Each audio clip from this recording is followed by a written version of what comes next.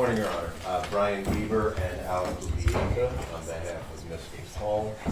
We have filed our written pleadings of state filed information.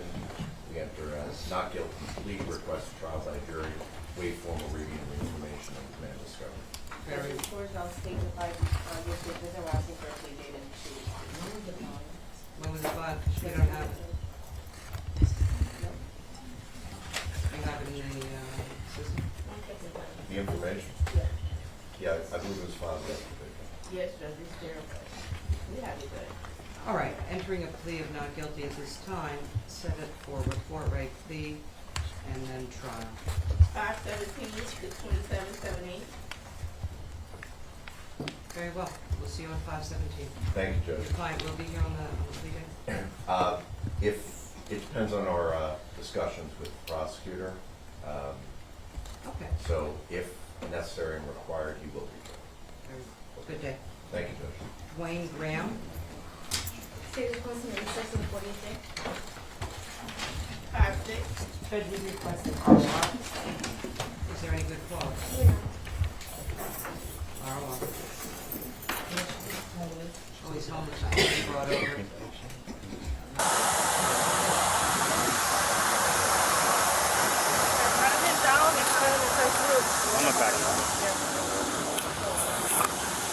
Brand new video just released shows the arrest of P. Diddy's alleged drug mule, who was taken into custody while trying to board the rapper's private jet.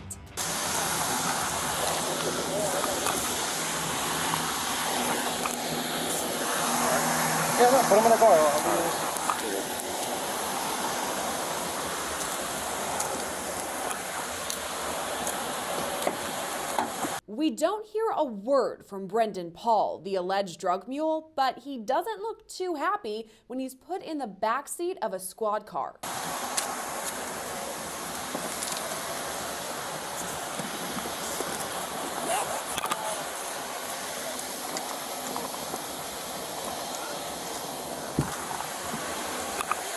Wow, this is really big. This is really big because you're thinking about this huge mogul. Like everyone knows who Puffy is, who Diddy is, who Puff Daddy is, who Sean Combs is. No matter what his name, you know who he is. Here's everything we know so far about that alleged drug mule, Brendan Paul, and the P. Diddy case so far.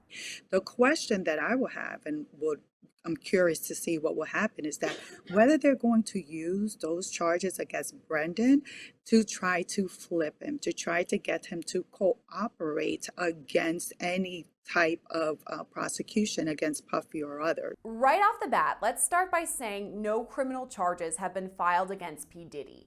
You know him as that Diddy, Puff Daddy, Puffy, Sean Combs. He's a rapper, record exec, and producer who's been in the spotlight for decades. And while he doesn't have any charges against him right now, they could be on the way. We say that because two of Diddy's homes, one in Holmby Hills in California and the other on Star Island in Miami, have been raided this week by Homeland Security. We sat down with former homicide prosecutor and trial attorney Bernarda Villalona to make sense of all this. So there's a lot of bombshells that have been dropped recently, and I think the execution of the search warrant is really what's bringing so much attention to it, because we're no longer talking about civil allegations. Now we're talking about a criminal investigation, which is a completely different ballpark. Bernarda mentioned those civil lawsuits, and there's been a handful. We first reported one in November of last year when Diddy's ex-girlfriend Cassandra Ventura filed suit against him. You probably know her as the singer Cassie. So Cassie filed this lawsuit under New York's Adult Survivors Act.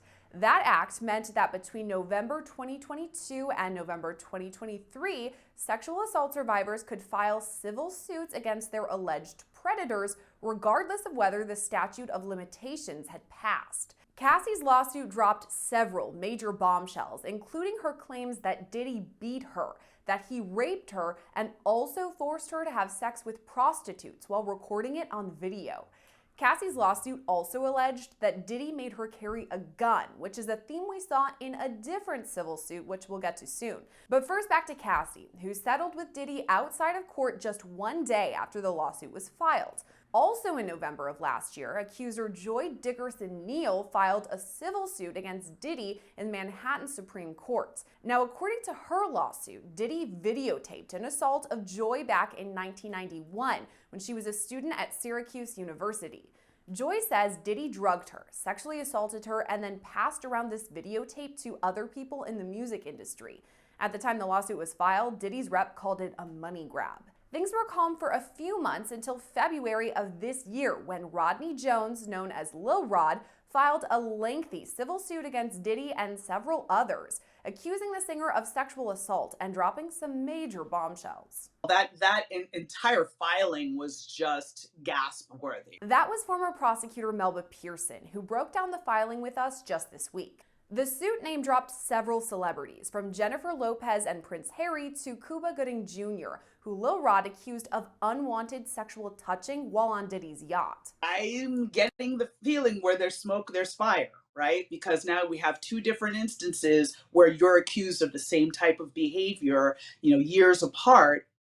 I think there's something there. And I don't know that Cuba Gooding Jr. is going to escape from that one, because he already saw definitely people moving away from him within Hollywood circles and other circles once those first sexual assault allegations came out. So at this point, I don't think he's going to get away with it a second time. As for J-Lo, the suit claimed that Diddy required her to carry an illegal gun that was used in a 1999 shooting at a New York nightclub.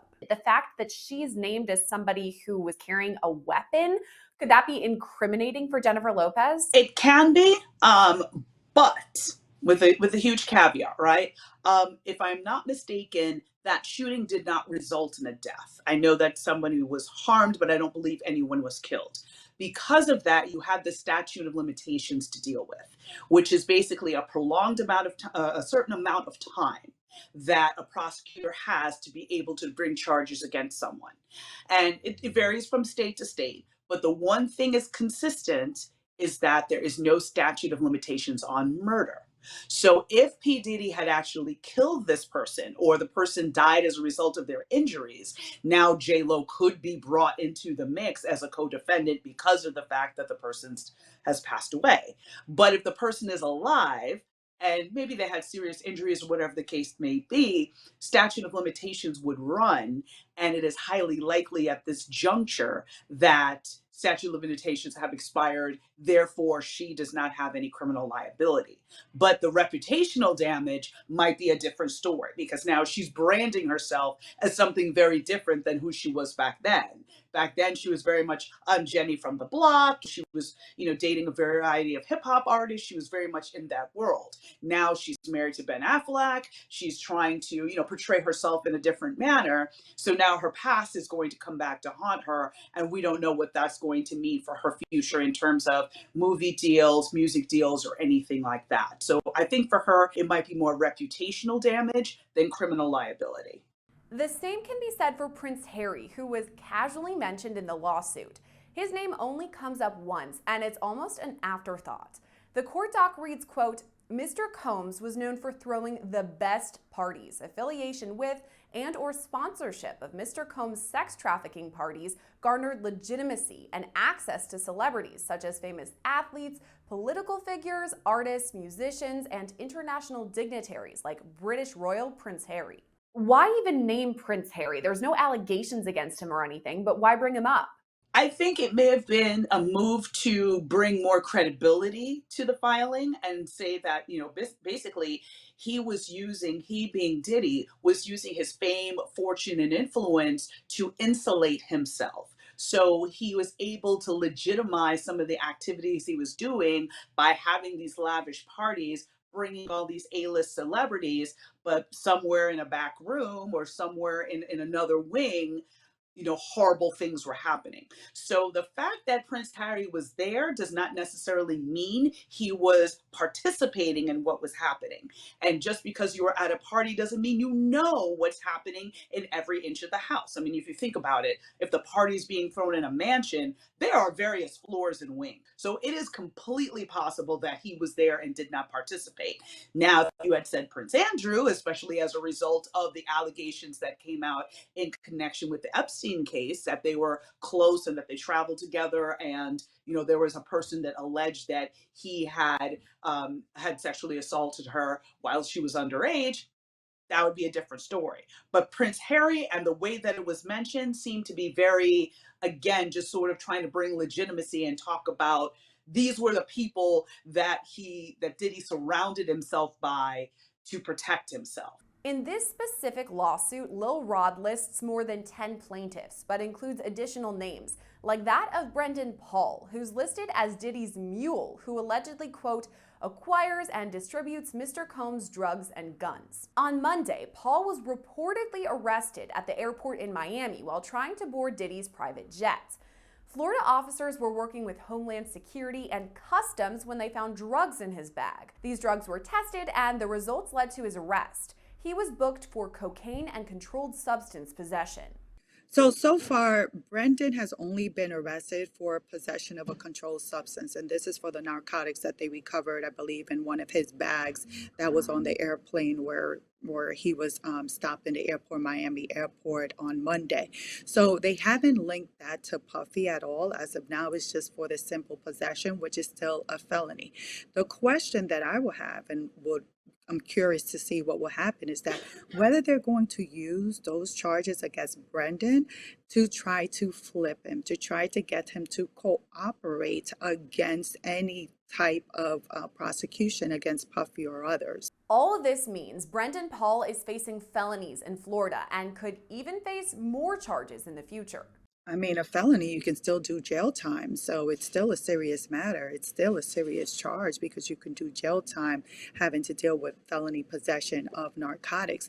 But just because he just got charged with those 2 counts, it doesn't mean that in the future he's not going to be charged with several other counts. It all depends where this investigation leads. But again, if I were Puffy, if I were anyone that were associated with Brendan Paul, I would be nervous because it's possible that he can cooperate in order to avoid any jail time and actually sing on other people. You talked about him flipping or working with prosecutors, investigators, and giving more details. What would all of that look like behind the scenes? Ooh, well, it's something that we're not supposed to know about, but given that I used to be a prosecutor for 16 years, when it comes to cooperating, well, number one, he has to be willing to cooperate.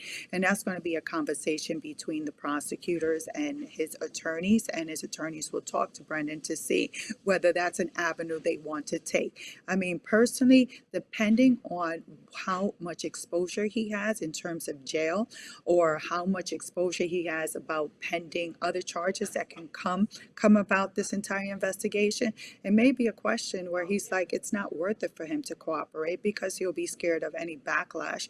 He'll be scared of being blacklisted in the industry, and he'll just be scared in general that he'll be known as a person that cooperated against Puffy. But this is a conversation that he needs to have with his attorney, and also for the prosecutors to determine whether they're even willing to offer any type of cooperation deal to Mr. Paul.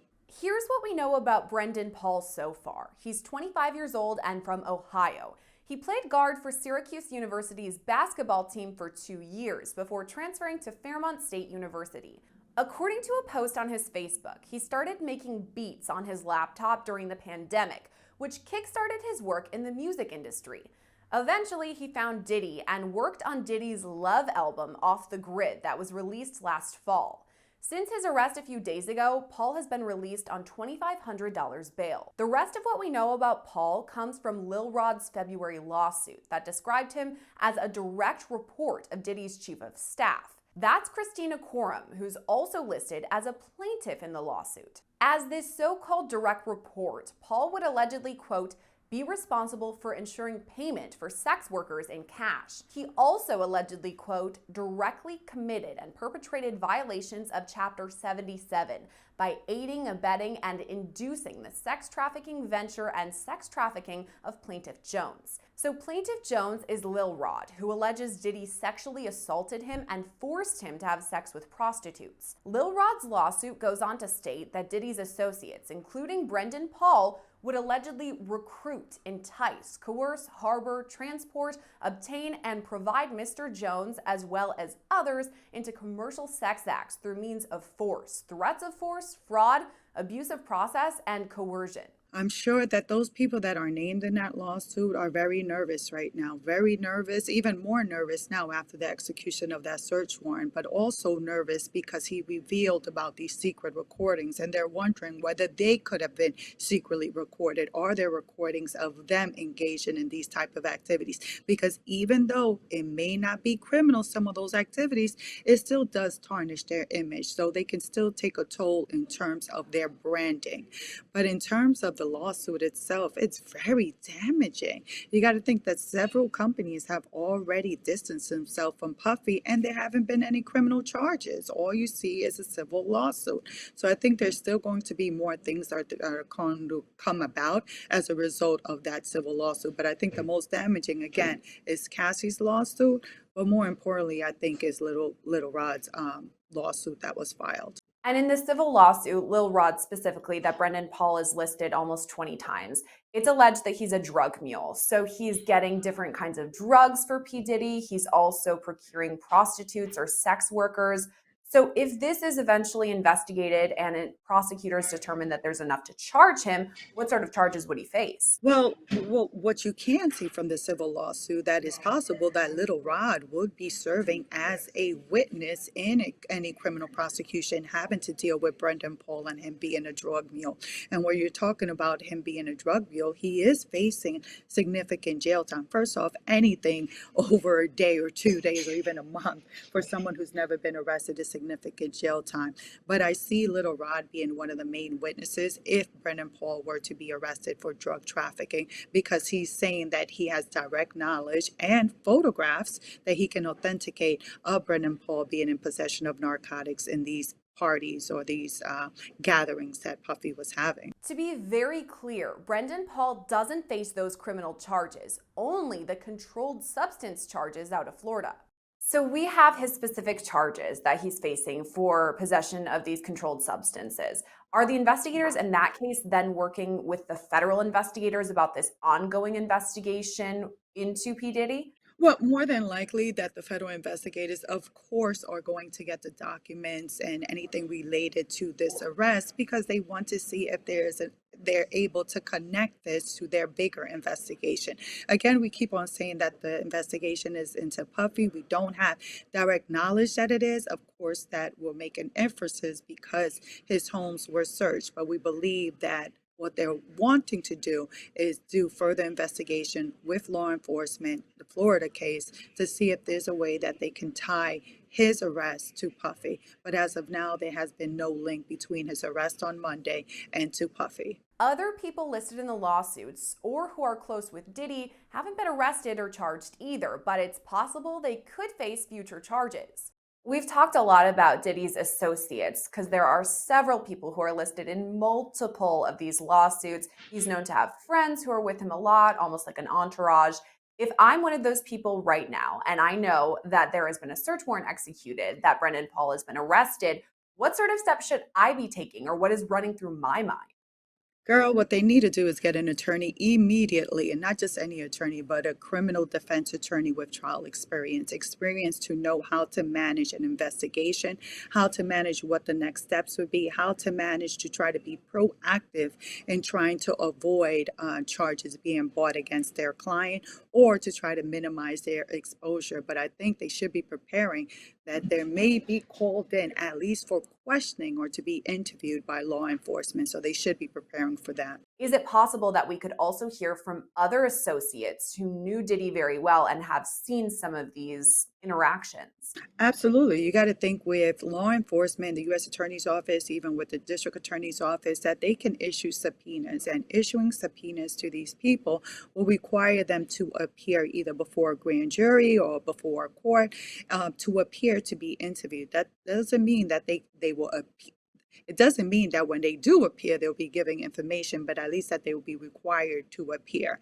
So what would be interesting is whether, if there's a grand jury presentation, is whether any of these individuals will be required to appear before the grand jury to give any type of testimony. But again, the most important part of what they should do is to get a defense attorney to be able to guide them through this process, because you don't want to give conflicted information to a U.S. Attorney's Office or to law enforcement and later on be prosecuted for giving that misinformation. But without any current charges, Diddy is free to do what he pleases, and that includes leaving the country. And we know that when Brendan Paul was being arrested, it was as he was boarding P. Diddy's private jet. They were planning to fly away, go wherever. Is it possible, because Diddy hasn't faced any charges or anything, that he could just leave the country? Absolutely. There's nothing holding him here. He hasn't been arrested. His passport hasn't been taken. So he's free to leave the country. He can leave the continent. He can do what he wants because there is no criminal arrest. If there's an arrest, then the judge will set certain parameters as to where and when he can travel. And if he can travel, whether he needs to get permission from the court. But for now, he's free to leave as he wishes. In the end, it's likely the lawsuits against Diddy that led to his homes being searched in the first place. And we've talked about these civil lawsuits, now potential criminal charges against him. Is it possible that this criminal investigation wouldn't have even started had it not been for these several civil lawsuits against P. Diddy? Absolutely. And I think the one that really triggered it was the lawsuit by Cassie back in November of 2023, because there are several bombshell allegations about sex trafficking inside of that lawsuit. Of course, that's a civil lawsuit. Those are only allegations, and ultimately ended up settling the very next day. However, even though it's just civil allegations, I think it led to setting up the frame for law enforcement to actually look more into it. Let's just remember, when we think about R. Kelly, what spurred the Department of Justice, the U.S. Attorney's Office, and the feds to get involved? It was the documentary Surviving R. Kelly that spurred that investigation. Here we have something similar, and it's the civil lawsuits, that being with Cassie, possibly about the other females, the 3 other lawsuits, but I don't think it was those lawsuits. I think primarily it's the one with Cassie and the one that was filed by the Male just last month, because the one with the Male specifically states that there are video recordings and there are photographs of alleged criminal activity. And I think that was enough for the Department of Justice, for the U.S. Attorney's Office, for the feds to get involved and look into it further. What sort of information or evidence would they be looking for in this investigation? Well, I think the main piece of evidence that they're looking for is video recordings or cell phones or anything having to deal with cameras, because from the civil lawsuits that have been filed, specifically the one that was filed by the Male just in February, he states that there are video recordings and that Puffy had secret cameras that were located in the different rooms inside of the home. So by law enforcement recovering those video cameras, recovering laptops, recovering cell phones, they're able to investigate and do a forensic investigation into those electronic devices and try to get additional evidence as to a crime that has taken place, which will be able to move along any criminal investigation towards possible charges. And because we don't have that affidavit, we're still not sure whether Diddy himself is who federal investigators are after. And just because there was a search warrant that was executed at his home, again, doesn't mean that he was a target of the search warrant. But of course, by just the reasonable inferences that you can make that he is the target of the search warrant, it could take some time. Because number one, if they did take any electronic devices from his home or from his person, they have to be able to conduct a forensic examination from those devices. And it will depend, are there passcodes? Are they able to break those passcodes and get through those devices in order to get that information? And then what is in those electronic devices? Is there anything that's incriminating in those criminal devices that can be used against them? Because again, it's not about making an arrest, especially when you're talking about Puff Daddy, Sean Diddy Combs. You want to make sure that if he is arrested and he is prosecuted, that you can prove your case beyond a reasonable doubt. So you want to make the best and strongest case possible in the very beginning before you make an arrest. So to be honest, it can be any day or it can be months from now, or nothing can happen. They can say we don't have enough credible evidence to prove his guilt beyond a reasonable doubt and leave it at that. Because again, a civil lawsuit is completely different than a criminal prosecution. Civil lawsuit, the burden is more likely than not. As opposed to a criminal prosecution, you have to be able to prove his guilt beyond a reasonable doubt. And you don't want to get left with egg on your face if you don't get a conviction. Yeah, it just goes to show you that even if you settle a civil lawsuit, that doesn't necessarily mean that that person can't pursue criminal charges or that person is not allowed to cooperate with law enforcement. That's a lesson learned from this one. The biggest mistake I think Puffy made when it came to dealing with the Cassie lawsuit is that he should have settled before that complaint was filed. Because if he would have settled before that complaint was filed, then that bombshell would not have been out for the public view for all of us to be reviewing or to put it on the U.S. Attorney's Office or law enforcement's radar. And according to Bernarda, it's going to be a while before we see any charges against Diddy, if he's ever charged at all. We're just going to have to wait and see. We just have to wait and see because this is just going to be an ongoing story. I'm curious to see what are the next steps by the U.S. Attorney's Office, but we'll just have to wait and see. That's it. It's going to take some time. A statement from Brendan Paul's attorney, Brian Bieber, reads, quote, "We do not plan on trying this case in the media. All issues will be dealt with in court." In regards to Lil Rod's lawsuit, Diddy's attorney, Sean Hawley, says, quote, "His reckless name-dropping about events that are pure fiction and simply did not happen is nothing more than a transparent attempt to garner headlines. We have overwhelming, indisputable proof that his claims are complete lies. Our attempts to share this proof with Mr. Jones's attorney Tyrone Blackburn have been ignored, as Mr. Blackburn refuses to return our calls. We will address these outlandish allegations in court and take all appropriate action against those who make them." As far as this week's raids of Diddy's homes, his attorney Aaron Dyer released a statement on Tuesday reading, quote, "Yesterday, there was a gross overuse of military-level force as search warrants were executed at Mr. Combs' residences. There is no excuse for this excessive show of force and hostility exhibited by authorities or the way his children and employees were treated." We reached out to Lil Rod for a comment on his lawsuit and have not yet heard back. Reporting for Law&Crime, I'm Sierra Gillespie.